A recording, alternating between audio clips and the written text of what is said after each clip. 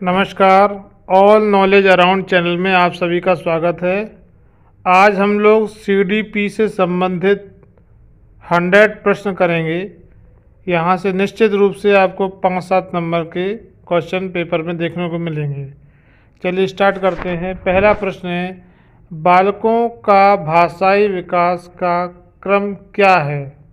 तो उत्तर है, बालकों में भाषाई विकास का क्रम रोना मतलब रुदन करना या क्रदन करना, बबलाना व हाव भाव, ये भाषाई विकास का क्रम है।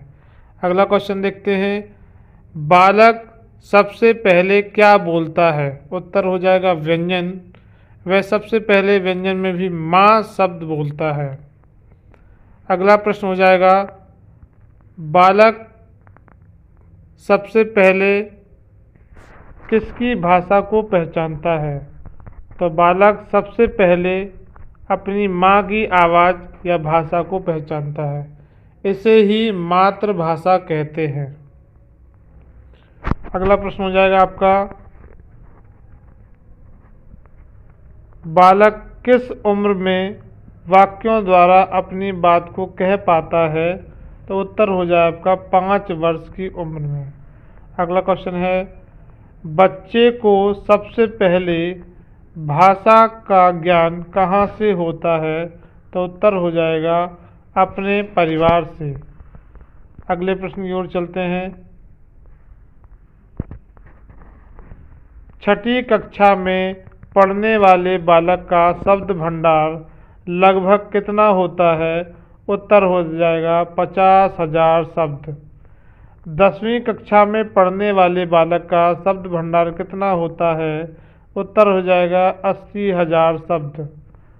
अगला प्रश्न है, लड़का एवं लड़कियों में से किसका शब्द भंडार अधिक होता है? उत्तर हो जाएगा लड़कियों का शब्द भंडार अधिक होता है। अगला प्रश्न, भाषा को सीखने के साधन कौन कौन से हैं?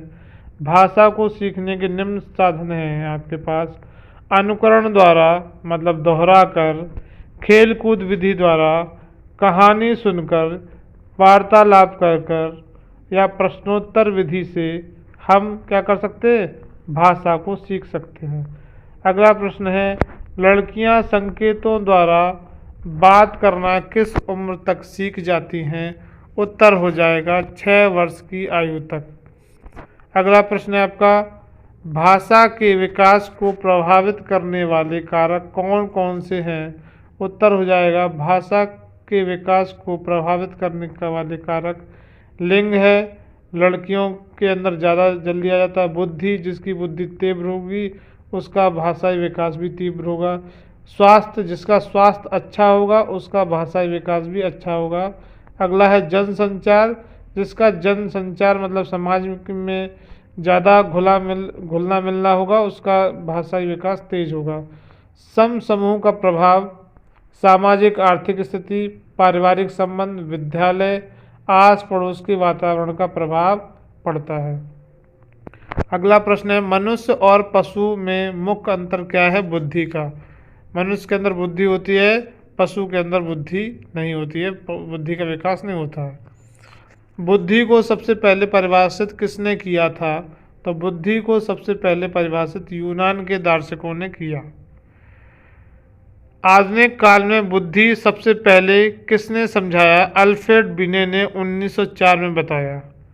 मानसिक आयु के माध्यम से बुद्धि को परिभाषित किसने किया? अल्फ्रेड बिने ने। इन्होंने बताया कि बुद्धि 2 प्रकार की होती है, मानसिक आयु और वास्तविक आयु। अगला प्रश्न है, अल्फ्रेड बिने किस देश के निवासी थे? फ्रांस के। अल्फ्रेड बिने किस विषय के प्रोफेसर थे?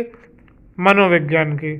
बुद्धि का एक कारक सिद्धांत किसने दिया? अल्फ्रेड बिने ने। सहयोगी थे इनके स्टर्न, टर्मन और साइमन। अगला है प्रश्न नंबर 19, बुद्धि के 2 कारक सिद्धांत किसने दिया? स्पीयरमैन ने। बुद्धि के 2 कारक सिद्धांत कौन कौन से हैं? बुद्धि के 2 कारक सिद्धांत जी कारक सिद्धांत और एस कारक सिद्धांत। बुद्धि का समूह कारक सिद्धांत किसने दिया? थर्स्टन ने। इनके अनुसार बुद्धि के 7 कारक थे थर्स्टन के अनुसार, अगला प्रश्न है, बुद्धि का बहुकारक सिद्धांत किसने दिया? थॉर्नडाइक ने। बुद्धि का बहुबुद्धि सिद्धांत किसने दिया? गार्डनर ने। बुद्धि का तरल व ठोस सिद्धांत किसने दिया? आरवी कैटल ने। बुद्धि का प्रतिदर्श नमूना सैंपल सिद्धांत किसने दिया? थॉमसन ने। अगला प्रश्न है, सीमा हर पाठ को बहुत जल्दी सीख जाती है लेकिन उसे सीखने में ज़्यादा समय लेती है, लीना उससे ज़्यादा समय लेती है, किस सिद्धांत को दर्शाता? व्यक्तित्व सिद्धांत को। निम्नलिखित में से डैश अतिरिक्त सभी वातावरणीय कारक विकास को शारीरिक गठन होता है। एक अच्छी पाठ्य पुस्तक बचाती है लैंगिक पूर्वाग्रह को। पियाजे के अनुसार संज्ञानात्मक विकास के किस चरण पर बच्चा वस्तु स्थायित्व को प्रदर्शित करता है? तो पूर्व संक्रियात्मक चरण को। वह विचारात्मक प्रक्रिया जिसमें न्यूनतम वास्तविक तथा उपयोगी अवधारणाओं का प्रस्तुतिकरण निहित होता है उसे क्या कहते हैं? रचनात्मकता। माता पिता से वंशजों में स्थानांतरित होने वाले लक्षणों को क्या कहते हैं? आनुवांशिकता। बुद्धि का कौन सा सिद्धांत सामान्य बुद्धि जी और विशिष्ट बुद्धि एस की उपस्थिति का समर्थन करता है? तो उत्तर हो जाएगा स्पीयरमैन का द्विखंड सिद्धांत। अगला क्वेश्चन देखिए, प्रतिबिंब अवधारणा प्रतीक एवं संकेत भाषा शारीरिक क्रिया और मानसिक क्रिया अंतर्निहित है। उत्तर हो जाएगा विचारात्मक प्रक्रिया। वह प्रक्रिया जिसके द्वारा माता पिता यह अनुमान लगाते हैं कि उनके बच्चे में सभी सकारात्मक गुण है, क्योंकि एक गुण सकारात्मक है कहलाता है परिवेश का प्रभाव। रमेश और अंकित की समान बुद्धिलब्धि 120 है। रमेश अंकित से 2 वर्ष छोटा है। यदि अंकित की आयु 12 वर्ष है तो रमेश की मानसिक आयु भी कितनी होगी? 12 वर्षीय होगी। छात्र की प्रयोगात्मक दक्षता के आकलन को यथोचित रूप क्या है? अवलोकन। कक्षा नायक द्वारा प्रयुक्त मूल्यांकन का प्रकार अनुदेशन के समय सीखने के विकास में किया जाता है, कहलाता है क्या? फॉर्मेटिव मूल्यांकन। पियाजे के अनुसार मूर्त संक्रियात्मक का स्तर किस अवधि में घटित होता है? तो 7 से 11 वर्ष। बालक में अपराधी प्रवृत्ति के विकसित होने का मुख्य कारण क्या है? परिवार या पड़ोस का वातावरण। किस मनोविज्ञान के अनुसार विकास एक सतत व धीमी प्रक्रिया है? स्किनर के द्वारा। बाल्यावस्था होती है 12 वर्ष तक। व्यक्तित्व विकास की अवस्था है अधिगम एवं वृद्धि। विकास में वृद्धि से तात्पर्य है आकार सोच समझ कौशल में वृद्धि। परिपक्वता का संबंध है विकास। तनाव और क्रोध की अवस्था है किशोर अवस्था।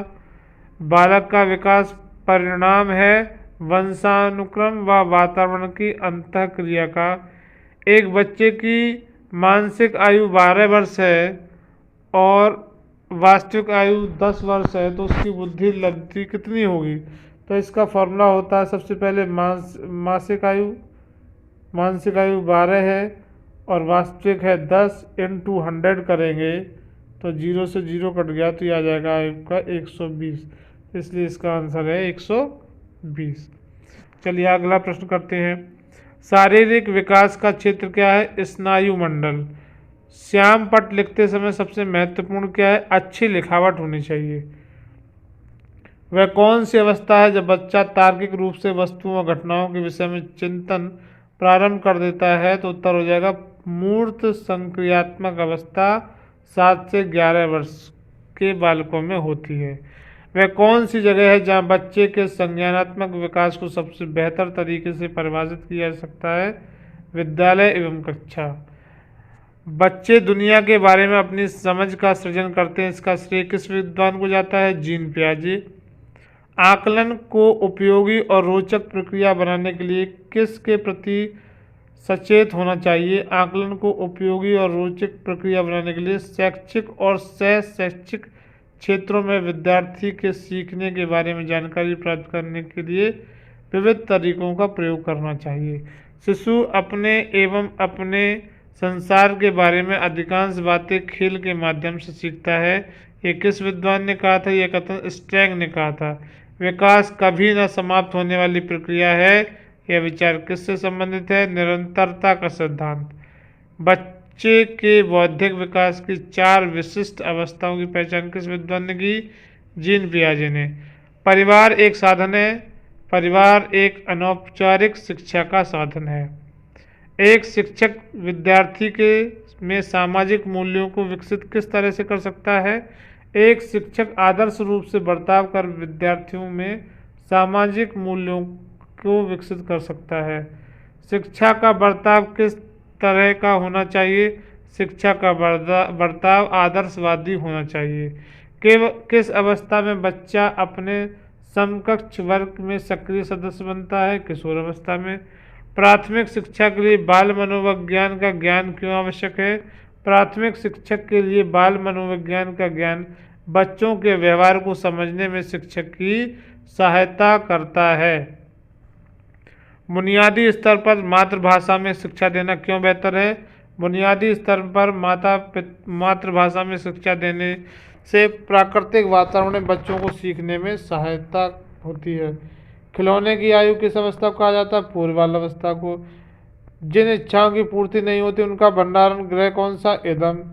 छात्र केंद्रित शिक्षण का आशय क्या है? छात्र केंद्रित शिक्षण का आशय प्रत्येक छात्र की आवश्यकता को ध्यान में रखना है। शिक्षा की खेल विधि का अर्थ क्या है? खेल क्रिया द्वारा सीखना। प्रयोजनवाद के जन्मदाता कौन थे? प्रोजेक्ट विधि को ही कहा जाता था, किलपैट्रिक थे। शिक्षा में प्रयोजनवाद की विचारधारा का प्रवर्तक कौन थे? William James. बच्चों के लिए सबसे उत्तम शिक्षक वह है जो स्वयं बालक जैसा हो। ये किसने कथन कहा? मैनकेन ने कहा। शिक्षक आचार संहिता क्या है? शिक्षकों के मानक व्यवहार को सूचक पुस्तिका। शिक्षकों की योग्यता, प्रयास एवं उनके व्यवहार का सही मूल्यांकन किसके द्वारा किया जाता है? उनके छात्रों द्वारा। छात्रों में वैज्ञानिक दृष्टिकोण उत्पन्न किसके द्वारा होगी?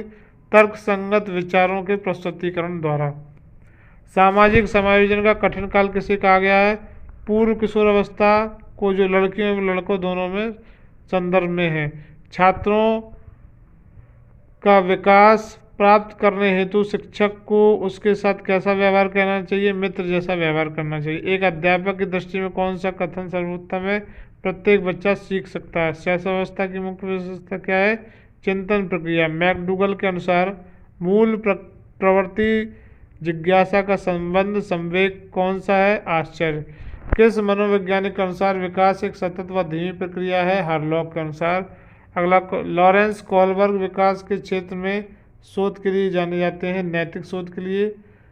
बिंग व हेट की विशेषताओं में सर्वोत्तम रूप से व्यक्त करने वाला एक शब्द है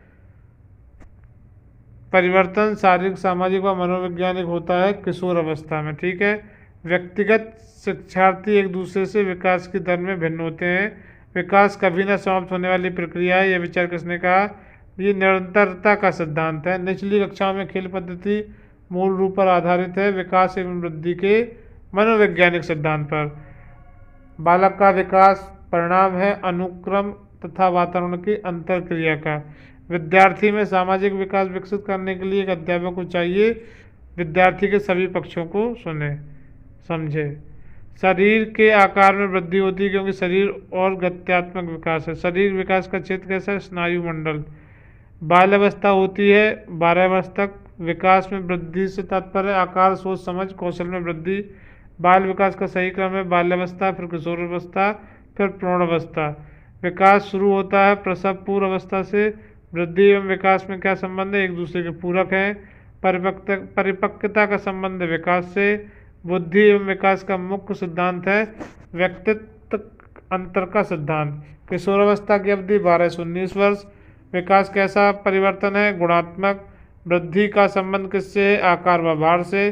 किस आयु काल में मानसिक विकास अपनी उच्चतम सीमा पर पहुंचता है? 15 से 20 वर्ष।